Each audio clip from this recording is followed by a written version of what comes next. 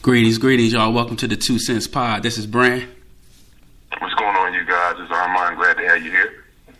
And today's mathematics, we're going to start off with a little bit of appreciation for life. In words of my man Fife Dog, which was a very sad situation and very sad news. In the spirit of him passing away, I just would like to say, just to take the time to tell your loved ones, your friends, your family that you appreciate them, you love them. It's kind of, it's almost a taboo thing, but you just never know, when your last day is here on this earth. And salutes out to Fife Dog. We will have a tribute for him at the end of the show, but that is today's mathematics. And as we proceed with our episode, we have a special guest with us tonight. I will let her introduce herself. Hi, everyone. I'm Lasenia Santiago. I am originally from Cheltenham, right outside of Philadelphia. I currently live in Pittsburgh. I go to the University of Pittsburgh, where I am a chemical engineer major with a chemistry and a petroleum engineering minor. So, yeah. Nice. You play ball, softball? Did her brother, I forgot what he said when he was on the show. He's doing what? Was it engineering too? Mm-hmm. Yeah, he's mechanical. Yeah, he's mechanical. Y'all cut from a serious cloth, man. Like, come on. Chemical engineering. Yeah. That's good. That's a blessing. Hey, man, born winners. Yep. Born winners. So we'll slide in, man. I just, we had this episode in the pocket for a while, but we kind of just refused to do it without some female presence on this podcast because Armand and I, we can do this all day. But we really felt like we wanted to get a woman's perspective and, in particular, a young woman's perspective. So with it also being Women's History Month, we wanted to, kind of focus in on the effects of social media and particularly on young women.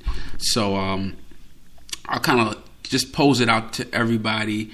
Armand, you can be first with this one on us. But what are your sentiments and thoughts on social media today and how it's affecting our young women and just, young people in general? Oh man, I think it's a positive for like the adults when you mature, you know how to use it. But I think it's a negative, especially for younger kids, especially young girls. I'm a teacher, so I see how young girls, what standards they try to put themselves up to, and I remember when we were growing up, like when we was in high school, it was like if you was like a stripper, it was like so underground, nobody knew. It was like if you knew somebody that did that, it was like they didn't tell anyone. Right. It was like you just knew if you was in the strip club and you saw the person, but that's it, or you heard through the grapevine.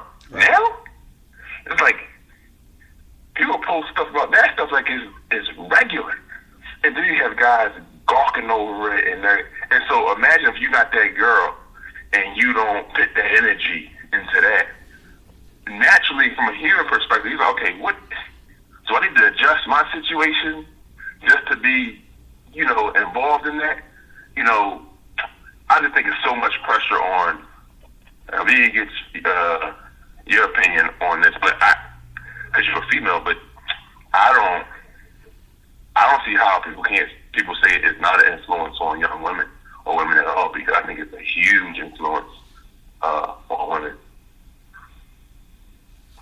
I agree. I think that women, especially black women, receive a lot of criticism, a lot of slander, particularly from black men. That's especially disheartening, and it is hard because it goes both ways. Where the men in general, they're slandering these like strippers and people who are putting themselves out there as as that, and then at the same time they're also disrespecting the women who choose to be more conservative and everything like that.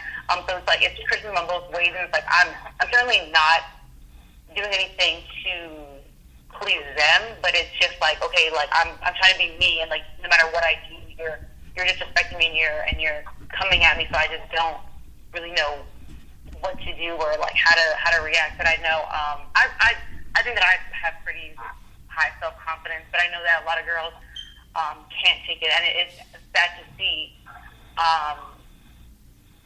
that they can't, and that, you know, that it really does affect them in negative ways. Right.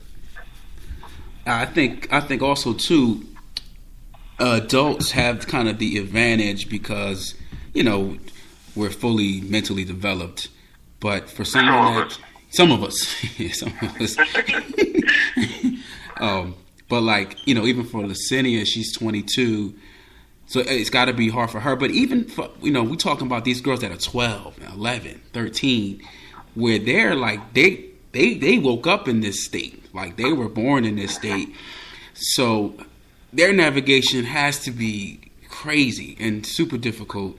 And even as, you know, even in my age, I have to turn it off because even for me, it gets overwhelming. I find it hard to deal with, you know, even as a man.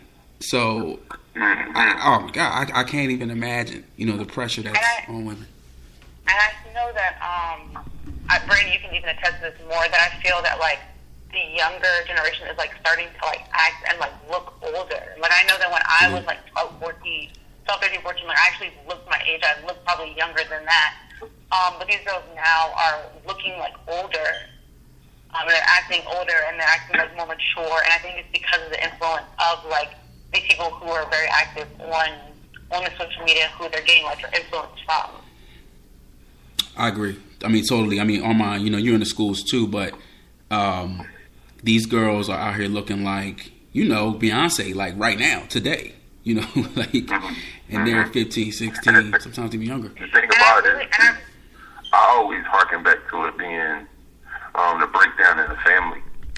Like, the family is, like, broken. I mean, I don't even care if the dad is there, but if he's not really, you know, modeling what an adequate young male or a male is supposed to be, it don't even matter if he's there, because we know situations where we know people that dad around, but once you look at their dad behavior, like, he might as well he might as well just go somewhere. So I think the majority of it is family, because the way I was raised, you know, growing up, it was always, you know, everything reflected your family. Even the way my parents said how we used to answer the phone when we was growing up. If you pick up the house phone, there was a certain manner how you had to pick up the house phone. Right. You know, Mama, you better not be at it. Or you go to the mall. I think I always remember that conversation. Like, don't be going out there acting like no fool, because you represent me. So I remember that conversation 24/7. And I think children just do not.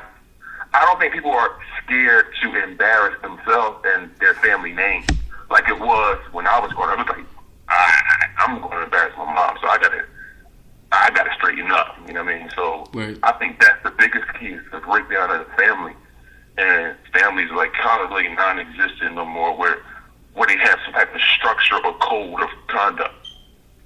I was gonna say that I don't think you can. I definitely don't think you can blame the children at all, because they're children and they're ignorant and they're innocent. And so, like, I know me growing up, like, if I tried to act or wear what some of these children are doing and wearing, I would have got hit, I would have got yelled at, you know. Brittany, you know, I would have had to, you know, pass the test, the grandma, mommy, and my dad's test, you know, to, you know, even be considered to go out of the house. Exactly. So I really think that it stems from them, that the parents, that they need to be more active and, you know, influential in their lives. Agreed. And yeah, I'm for punishing parents that's not involved. Like, I'm for punishing them. Like, if they're not involved and they're not doing something, like, they punish people for not taking care of their dogs. Like, you can get punished, you can get fined, animal cruelty. Like, I'm all for punishing parents that don't invest and don't, you know, are negligent with their children. Like, I see it so much in the school. I'm like, yo, some parents just don't care about their kids' existence. I'm like, you can't be just walking around talking about the Lakers game. Some people come in the barbershop like, yo, you see the Lakers game? No, brother. No, I didn't see the Lakers game. And what's up with your son?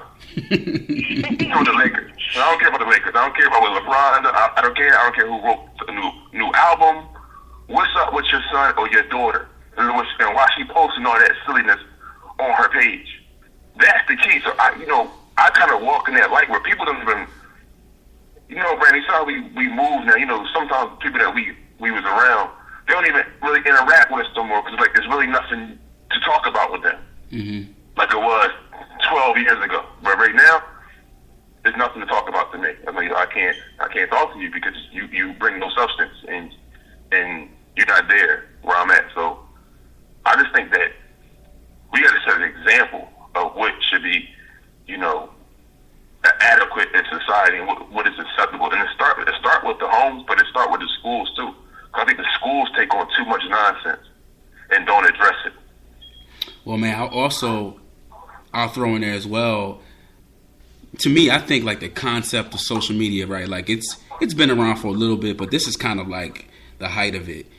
And I compare it to almost like crack in the 80s where like, you had crack and like communities were not ready to combat this epidemic. It's like the same way, like families are not ready to deal with the social media. Like, social media is winning, families are losing. It's a losing battle right now. I could honestly say, and it's a struggle, man. But I'm in favor as well of the schools kind of tightening it up. Like, so it was Armand, you sent this to me. It was like a bill passed in Mississippi, or they're trying to pass this bill, and it encourages the parents to grade. I'm sorry, the teachers to grade the parents' involvement, and that gets implemented in the students' whole academic plan, which I think is like a great thing. And it's a small step, but like you said, the schools have lost so much control. It's like it's something that they can hold these parents accountable for their parent child's involvement. You know what I mean? The parents should get graded. They should get graded aggressively. Like, about this kid has been absent for like 30 days at the month. So out the month, 30 days, 31 days, whatever. The kids are absent like 9 or 14 days. Like, are you kidding me? Like, where is the parent? And the kid comes constantly with no books, no book bag, no nothing, no pencil, every single day, no homework. It's like, okay, excuse me, you live by yourself? Where is the guardian? And to me, the school accepts so much of it. They accept, because the school is it's basically like a daycare in certain areas. Whereas like, some kids come to school, I ask so many kids, like, why are you here? Why you come? You could just stay home. You're not going to do anything. You want to disrupt the classroom. You want to threaten everybody, but you would not pick up a pencil or a pen and do anything. And the school keeps them in the school. So it's like, I can't even blame that kid no more because he should have been gone. Right. And long gone. Where can you go in society and destroy every rule in these stores? You can't go in a restaurant. You can't go into a library. You can't go into anywhere in society, a museum. You can't even go into a club and have operators. They're going to kick you out. But in school, anything goes. You can't go on an airplane, nowhere, and be disruptive like that. Sad. That's true. That's very true. Word. I know. Just touching on this a little bit, but there's something that really irks me. I know that in school we did a lot of cyberbullying and bullying in general, training and stuff like that. And I know in Shelton it's not really that prevalent to my knowledge, bullying. But I know that in some schools that it's really, really bad, and I just don't understand. It really makes me mad and sad that kids have to, they're trying to go to school. The kids that want to go to school and they want to, learn and be better and do better for themselves and their families. And they go to school, they're just sitting there, and people are bullying them mentally and physically. And it's such a detrimental thing to do to a child that's growing and trying to learn about themselves. And so that really is something that I'm really adamant about, and really I feel like the school system needs to do something about that, because in the work environment, in the real world, if someone not abuses, but if someone if you have any problem with someone, bullying you or anything like that, then there's immediate repercussions for them. Right. That things that'll happen to that person, but in school, it's okay. They're oh no, it's fine. Just go back, to class or whatever, and it happens day in and day out, and so it's really sad to see that happen to the kids. And that's another. The cyberbullying is crazy too, because even in the good districts that are prominent are struggling with this, and they're learning off the cuff. We didn't have this 10 years ago, 7 years ago, so there's nothing to reflect back and see. Okay, what can we do? This is like a live new thing. And it's like, you know,